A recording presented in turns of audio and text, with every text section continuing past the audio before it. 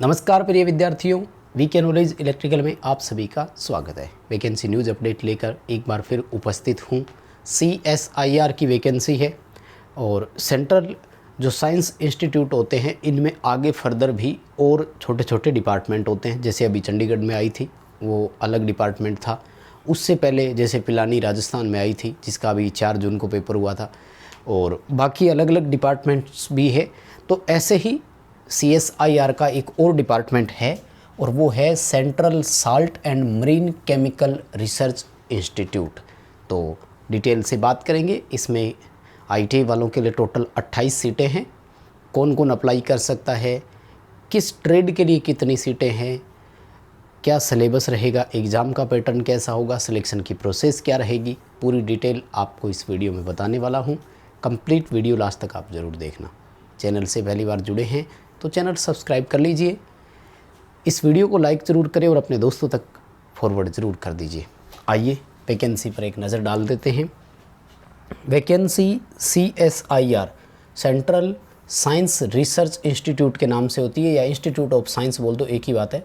और फर्दर जो इसमें इंस्टीट्यूट का नाम है वो है ये साल्ट यानी नमक जो खाद्यान्न होते हैं उनसे संबंधित है, ठीक है, निकालने के लिए है। खैर, और जो हेड ऑफिस है वो गुजरात के भावनगर में है, ठीक है। पोस्टिंग ऑल ओवर इंडिया कहीं भी हो सकती है, इन्होंने स्पष्ट लिख दिया है। आइए एक नज़र डालते हैं सीटों की संख्या पर। अलग अलग क्वालिफ़िकेशन है, अलग अलग पोस्ट है, ठीक है।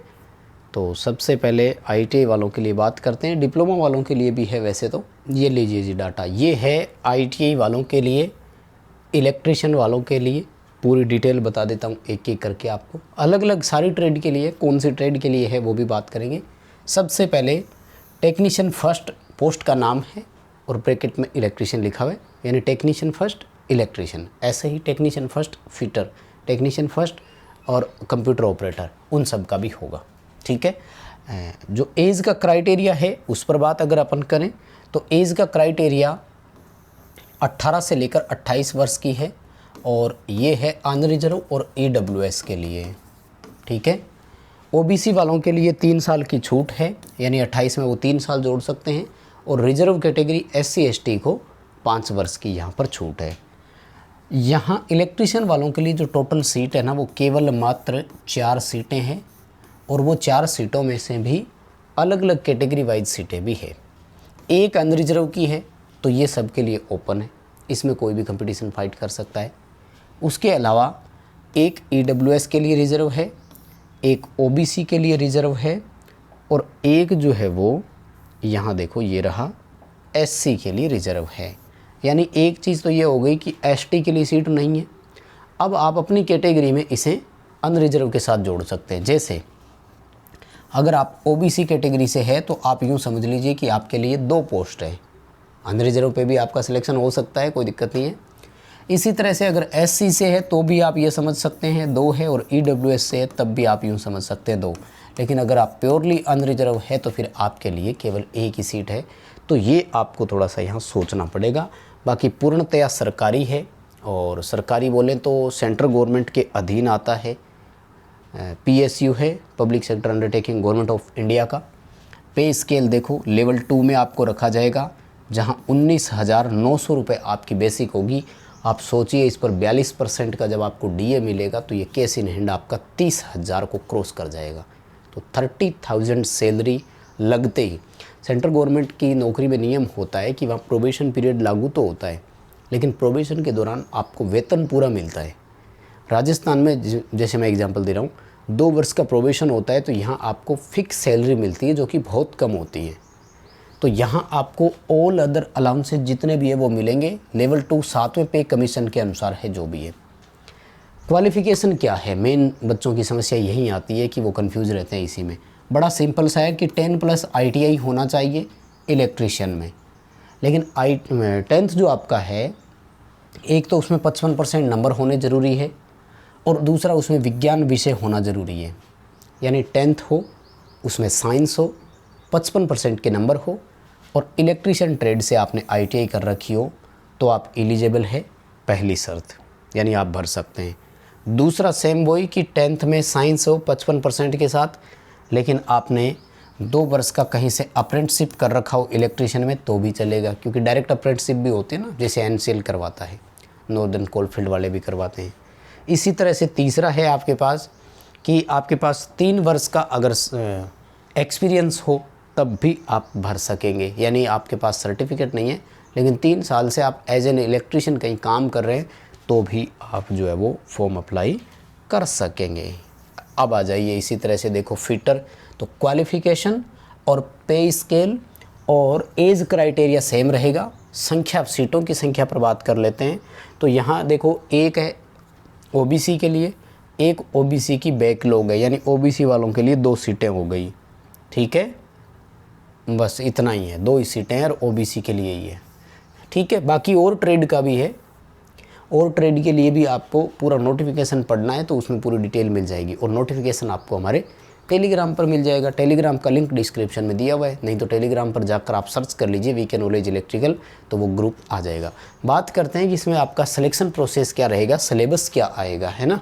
तो ये है देखो सिलेबस का पूरा क्राइटेरिया, सेम वैसे ही है जो आप NPCIL का पेपर देते हो, अभी बारक का जैसे आपका पेपर होना है। यानी सबसे पहले तो ट्रेड टेस्ट होगा, स्किल टेस्ट बोल दो, एक ही बात है। इसमें जो जो बच्चे पास हो जाएंगे, मिनिमम क्वालिफ़िकेशन मार्क्स रखे गए हैं, उसके बाद में आपके पेपर होंगे। पेपर CBT होंगे, OMR भी हो सकते हैं लेकिन CBT होंगे। पेपर होंगे 3 अलग अलग तरह के। फर्स्ट पेपर केवल पास करना है, सेकंड और थर्ड की आपकी मेरिट बनेगी, तो वो पूरी डिटेल मैं आपको बता देता हूँ। यानी ट्रेड टेस्ट केवल पास करना है, पेपर फर्स्ट केवल पास करना है, मेरिट के लिए सेकंड और थर्ड आपके लिए बड़े इंपॉर्टेंट होंगे, ठीक है। और पेपर के लेवल वगैरह तो टोटल 150 क्वेश्चन होंगे और 2 घंटे 30 मिनट का आपको समय भी मिलेगा। वो तो अलग अलग होगा, तो भी देखो सबसे पहले पेपर पहला जो आपका होगा वो 1 घंटे का होगा, 50 क्वेश्चन यहाँ पर रहेंगे। कहाँ से आएगा, पूरा मेंटल एबिलिटी से आएगा, यानी रीजनिंग, तर्क क्षमता, तार्किक बौद्धिक क्षमता जिसे आप बोलते हो, पूरी तरह से रीजनिंग है। यही NPCIL का पैटर्न रहता है। 100 नंबर का होगा, यानी 2 नंबर का एक क्वेश्चन होगा। इस दौरान कोई नेगेटिव मार्किंग नहीं होगी, ये ध्यान रखना है। यानी इस पेपर में कोई नेगेटिव मार्किंग नहीं है, आपको केवल इसे पास करना है। देखो मेंटल एबिलिटी में क्या क्या आता है, ये इन्होंने नीचे है ना नोटिफाई कर भी दिया है। ये देखो अगर पूरा आप ध्यान से देखें तो कि क्या क्या इंक्लूड है। जनरल इंटेलिजेंस यानी सामान्य बौद्धिक क्षमता, quantitative aptitude, reasoning, problem solving, ठीक है। तो वो सारा चैप्टर आपका यहीं आएगा। उसके बाद में देखो जो आपका पेपर सेकंड है उसको केवल आधे घंटे का समय मिलेगा और आपको इस 30 मिनट में 50 क्वेश्चन करने पड़ेंगे। देखो यहाँ समस्या हो गई, क्या क्या आएगा गुरुजी इसमें, जनरल अवेयरनेस और जनरल इंग्लिश के 25-25 क्वेश्चन आएंगे, 3-3 नंबर का रहेगा और 1 नंबर की यहाँ पर नेगेटिव मार्किंग है, ये ध्यान रखना, ठीक है। ये देखो स्पष्ट इन्होंने लिखा रखा है, ये रहा, 1-1 नंबर की नेगेटिव मार्किंग रहेगी, सही करने पर 3 नंबर मिलेंगे। 25 क्वेश्चन है, 25 क्वेश्चन एक के हैं तो टोटल 50 क्वेश्चन हो गए, आधे घंटे में हल करने हैं। बहुत टेढ़ा काम है पर करना पड़ेगा क्योंकि मेरिट यहीं से बनेगी। और उसके बाद में देखो पेपर तीसरा 1 घंटे का समय मिलेगा, यहाँ केवल 50 ही क्वेश्चन होंगे। अब ये नहीं है कि ये पेपर एक साथ हो जाए, ये टाइम आप यहाँ कंपनसेट कर सकते हो, नहीं, इनके लिए अलग अलग टाइम डिवाइड रहता है, तो आपको अलग अलग टाइम के हिसाब से ही काम करना है। ये आपके सब्जेक्ट से संबंधित होगा, यानी ITI इलेक्ट्रीशियन वाले हैं तो इलेक्ट्रीशियन का होगा।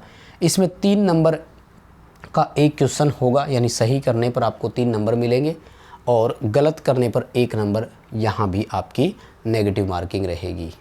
यानी ये जो आपका पेपर पार्ट 2 और 3 जो है ना, ये है आपके लिए ज़्यादा ज़रूरी, जो स्क्रीन पर आप देख रहे हैं। मेरिट आपके इन्हीं दोनों की बनेगी, इन्हीं दोनों को ध्यान से देखना है। जो पेपर फर्स्ट है वो केवल क्वालिफाई करना है, रीजनिंग वाला है, कर सकता है हर बच्चा। और आई थिंक इन्होंने नीचे क्राइटेरिया दिया होगा, आप ध्यान से पढ़ लेना। कम से कम 40% नंबर लाने पड़ेंगे अनरिजर्व और AWS वालों को। रिजर्व कैटेगरी के लिए 35% के आसपास उसमें मार्क्स रहेंगे, ठीक है। और पूरी डिटेल इसमें है नहीं शायद, और तो मैं बता देता हूँ। बाकी फ़ीस वगैरह का थोड़ा ध्यान देना है, तो लगभग फ़ीस है शायद इसमें 300 रुपये के आसपास, मैंने देखी थी, अभी पता नहीं मिलेगी कि नहीं, ठीक है। हाँ, ऑफिशियल वेबसाइट बता देता हूँ ताकि आप कोई भी डिटेल और देखना चाहें तो यहाँ विजिट करें। ये है ऑफिशियल वेबसाइट www.csm CRI.res.in, यहाँ विज़िट करें और आप जो है वो ऑफिशियल वेबसाइट से डिटेल जो है वो और चेक कर सकते हैं। हाँ, फ़ीस ये रही, डिटेल आ गई ना, ये देखो 500 रुपये की फ़ीस है अनरिजर्व EWS और OBC वालों से, जबकि रिज़र्व कैटेगरी के जो बच्चे हैं उनको फीस से मुक्त रखा गया है। ठीक है, ये रहा एग्जम्प्टेड लिखा हुआ है ना, कोई फ़ीस नहीं ली जाएगी। ठीक है, और क्रूशियल डेट की अगर बात की जाए तो वो भी कहीं मिल ही जाएगी, मैंने ध्यान से देखा नहीं। आप इस वेबसाइट पर जा कर के या इस पूरे PDF नोटिफिकेशन को ही पढ़ लेना। ठीक है, ये नोटिफिकेशन आपको हमारे टेलीग्राम पर मिल जाएगा, टेलीग्राम का लिंक डिस्क्रिप्शन में दिया हुआ है। अभी के लिए बस अपडेट इतना ही था, बहुत धन्यवाद। हो सके तो वीडियो लाइक कर देना, चैनल से पहली बार जुड़े हैं तो सब्सक्राइब कर लीजिए। इसी तरह के अपडेट और न्यूज़ नोटिफिकेशन इस पर हम प्रोवाइड करवाते हैं। बहुत धन्यवाद।